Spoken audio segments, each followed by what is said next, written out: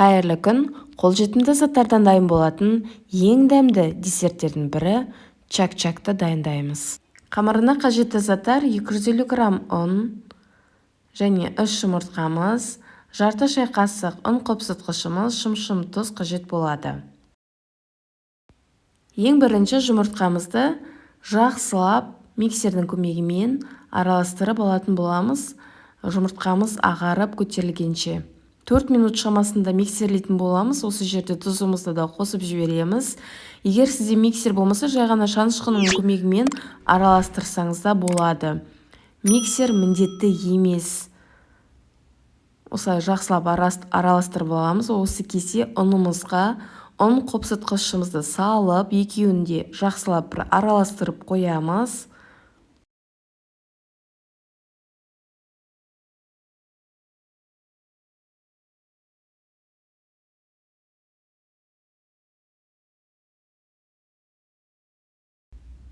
Мінекей біздің жұмыртқамыз бен тұзымыз жақсылап араласып көтерілді. Мінекей 3 есеге дейін ұлғайған, осындай аппақ көпіршік болу керек.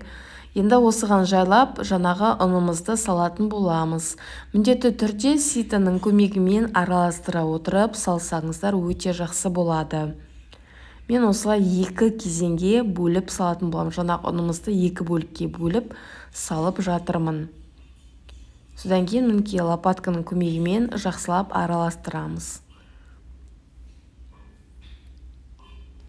Құрметті көрермендер, менің каналымда көптеген пирогтардың, шайға арналған тәттілердің көптеген рецепттері бар. Міндетті түрде каналыма тіркеліп қарап шықсаңыздар болады.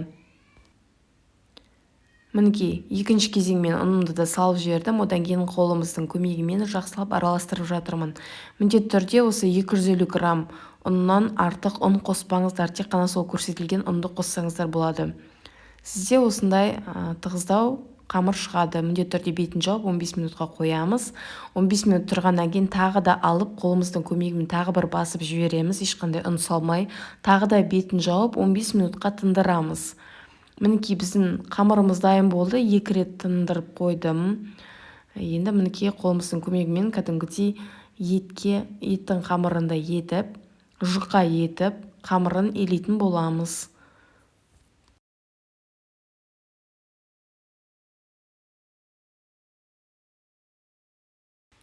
Мінекей біздің қамырымыз дайын болды. Осындай жұқа болып шығуы қажет сіздерде де. Одан кейін жақсылап өз қалауыңызша кессеңіздер болады. Мен осылай төртбұрыштап кестім. Сіз өз қалауыңызда кесіңіздер. Одан кейін қызып тұрған майға осылай салып, міндетті түрде араластыра отырып пісіріп аламыз. Енді сиропты дайындайтын боламыз. Сиропқа бізде 300 грамм мед, қант және су қажет болады. Осындай ыдысымызды алып, қантымызды, суымызды саламыз. 2 минут араластырамыз. Жай орташа отта тұру қажет. Жақсылап біздің қантымыз ериді. Одан кейін 2 минуттан кейін жаңағы сұйық медті салып жібереміз. Оны да 2 минут шамасында отта ұстаймыз. Міндетті түрде араластырып тұрыңыздар. Абай болыңыздар, қолдарыңызды күйдіріп алмаңыздар. Мінекей біздің чак-чагымыздың үстіне осылай ысы күйінде сиропымызды құямыз. Содан кейін қасықтың көмегімен міндетті түрде жақсылап араластырып алыңыздар. Мінекей біздің чак-чагымыз дайын болды. Чак-чак өте дәмді болып шығады. Ауызда еритіндей өте керемет дәмді десерттердің бірі. Үйдегі бар заттармен дайындай беруге болады.